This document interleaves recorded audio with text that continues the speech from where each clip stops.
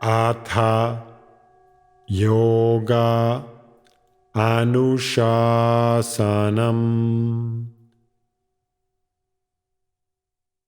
Namaste. Welcome to Unravel the Thread, a podcast for people who want to apply the Yoga Sutras to yoga practice and to life today. Available online at simple-yoga.org, where you can also find courses, articles, videos, and guided meditations to enrich your practice. I am Ruben Vasquez, your companion on this journey of exploration. On today's episode, we continue our journey through the second chapter of the Yoga Sutra with Sutra 226, Uninterrupted Discriminative Awareness. Sutra 26 in Chapter 2 says, "The means to liberation is uninterrupted discriminative awareness, viveka khyati." This sutra introduces the concept of discriminative awareness. Discriminative awareness is noticing the fundamental difference between experience and awareness, or between being and doing. Without the ability to distinguish this difference, your ways of being will lead you to confusion, misidentification, and suffering. Uninterrupted discriminative awareness, or being established in awareness, is the way to move towards liberation. As it was presented in Sutra 2.2, there are two basic options for living in the world: in stress, klesha, or in integration, samadhi. When you forget the fundamental truth about yourself, I am, you tend to live in confusion, avidya, that causes stress and suffering. The other option is to be a discerning person living in awareness. 2.15. This is what happens when you regulate the ways of being that generate misidentification, restrictions, and limitations. By modulating your tendencies, you are effectively turning off the constant generation of opinions about what is happening, about others, and about yourself. The person established in discriminative awareness recognizes the fundamental difference between living in harmony with the perfection of life, on the one hand, and living in the stories in his head, on the other. Living in the perfection of life is another way of saying abiding in your true nature. The practice is simple. Every time you notice that you are attaching to some idea about who you think you are or should be, just drop it and return to just being. It is important to clarify that this is not a process of thinking or deduction. So it is not thinking about being, it is just being. This is a gradual process. For instance, when you are learning a new language, at first, anytime someone speaks that language, all you hear is a sequence of unfamiliar sounds. The more you are exposed to the language, the more you start noticing brief pauses in speech that lead you to identify smaller units as words.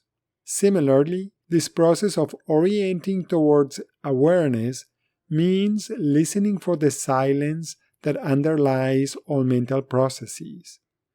It means paying attention to the formlessness in which form exists, paying attention to the stillness where all movement happens. It may be barely noticeable at first, but through gentle persistence, it can grow gradually. It is important to clarify that this is not a call to inaction. Instead, it is an invitation to harmonize your being and your doing. So, even when you must engage in doing something, choose to do what you are doing without adding internal narration or commentary, and without self-judging when you get distracted. In other words, be present in whatever you do so that you do the best that you can, abhyasa, while remembering all along that your doings are temporary, vairagya. From this perspective, it might be easier to see all your activities, external and internal, as opportunities to know truly who you are.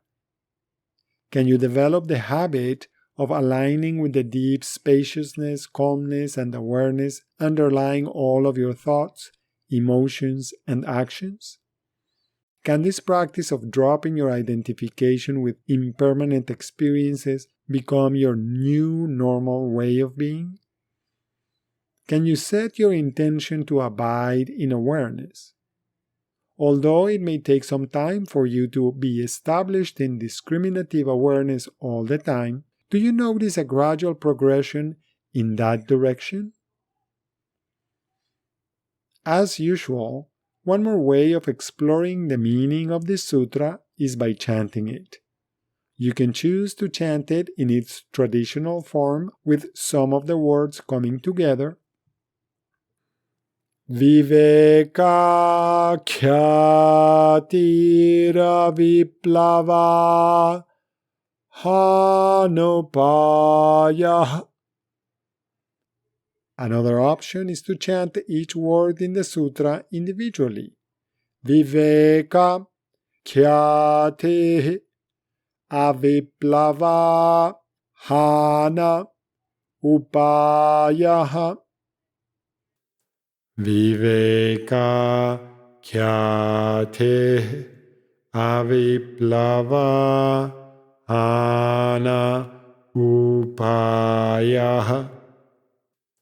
Viveka khyate aviplava hana upaya. Viveka khyate aviplava hana upaya. Viveka khyate aviplava hana upaya. Viveka khyate aviplava hana upaya. Thank you very much for listening. I hope you can join me for the next episode when we will explore Sutra 27 in Chapter 2. Please remember that you can find more information, yoga courses, and many free resources including articles, videos, and guided meditations at simple-yoga.org. I would appreciate it if you could share this podcast. Thank you. Until next time, Namaste.